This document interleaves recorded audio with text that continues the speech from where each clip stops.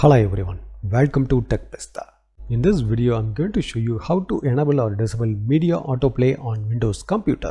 And every time people connect the media on their computer, it will be open automatically. For example, if they connect the USB drive on their computer, it will be open automatically.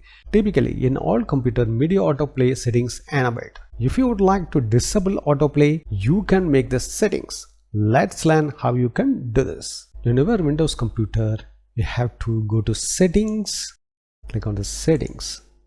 Here you have to click on the device. Then you have to click on the autoplay. Here you can check it out, the autoplay has been enabled. If you would like to disable the all media autoplay, you have to just turn off the button to disable that. If you would like to disable the particular media, then you have to choose the particular device. For example, removable drive, you can choose the ask me every time. This means if you connect the USB drive, it will not automatically connect. So memory card also you can select ask me every time. That will be asked for connect when you connect the memory card.